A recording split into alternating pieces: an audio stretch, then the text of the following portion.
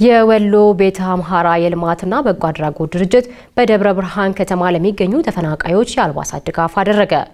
የክረምት ወራት እየቀረበ መምጣቱን ተከትሎ ችግሩ ሊባባስ ስለሚችል ከፍተኛ ትኩረት ይሻሉም ተብሏል። ለዓለም ለይኮን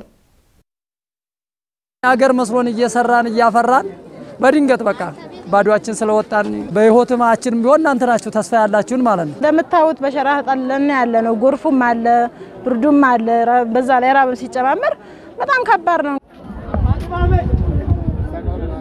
በርካታ ወገኖች ተወልደው ካደጉበትና ሀብት ንብረት ካፈሩበት ቀያቸው በድንገት ለቀው እንዲወጡ ተደርገዋል። ይህ ሲሆን የዕለት ስንቃቸውን አልቋጠሩም፣ መድረሻቸውንም እንኳን በውል አያውቁትም።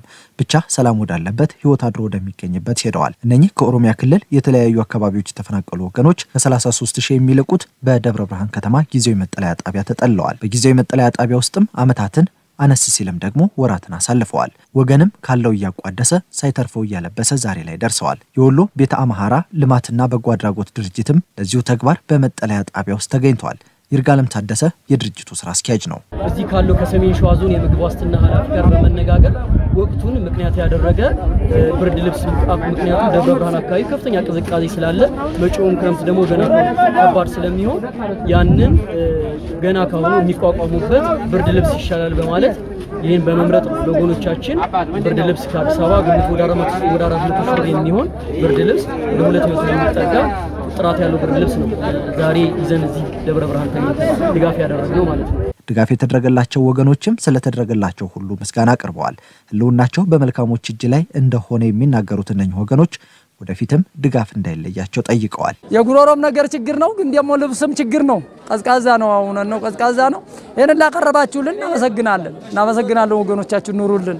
እዚህ ያደረሰና ወገን ነው። አሁንም ደግሞ ወገን እንዳይጨክንብን፣ ወገንን ክፉ አይንካ፣ ወገንን ክፉ አይድረስበት ነው የምንለው። በጣም ነው የምናመሰግነው። የተደረገው ድጋፍ ዕለታዊ እንደመሆኑ መጠን ለተፈናቃዮች ቋሚ የሆነ ነገር መታሰብ አለበት የሚለው የድርጅቱ ስራ አስኪያጅ ለዚህ ደግሞ ሁሉም የበኩሉን ሊወጣ ይገባል ሲልም አሳስበዋል። አሁንም እኛ ዛሬ ዘንድ የመጣነው ድጋፍ ለዕለታዊ ድጋፍ የሚሆን እንጂ ህይወታቸው የሚቀየር ነገር አይደለምና እንደው በቀጣይም ደግሞ በእኛም በመንግስት በሚመለከተው ማካል ህይወታቸውን የሚቀየር በቋሚነት በዘላቂነት ህይወታቸውን የሚቀየር ድጋፍ በመላው ዓለም የሚገኙ ድጋፍ እንዲያደርጉ በዚሁ አጋጣሚ ጥሪ አስተላልፋለሁ። በተለምዶ ቻይና ካምፕ እየተባለ የሚጠራው መጠለያ አስተባባሪ ብዙአየሁ ሰጠኝ በመጪው የክረምት ወራት ችግሮች ሊባባሱ ስለሚችሉ ተፈናቃይ ወገኖች የሁሉንም አካል ድጋፍና ትኩረት ይሻሉ ብለዋል። እና የሚቀጥሉት ክረምት ወራቶች እጅግ በጣም ትንሽ ከፍተኛ እና ችግር ውስጥ እንገባለን የምንልበት ወቅት ስለሆነ በተለይ ከብርዱ ጋር ተያይዞ እነዚህ ሰዎች የኖሩበት አካባቢ እንደዚህ አይነት የአየር ጸባይ ያለበት ሁኔታ አይደለምና ከሱ ጋር ተያይዞ ያለው መንግስትም በበኩል ያለውን ነገር እንደዚህ እንደ ወሎ ቤተ አምሃራም እንደ ሌሎች ድርጅቶችም ካሁን በቀደም በርካታ ድርጅቶች እየመጡ ይሰጣሉ። ሁሉም አካል የበኩሉን አድራጎት እንዲያደርግልን ነው እኛ ጥሪ የምናደርገው። የወሎ ቤተ አምሃራ የልማትና በጎ አድራጎት ድርጅት አቅም በፈቀደ ልክ ወደፊትም ድጋፍ እንደሚያደርግ ቃል ገብቷል።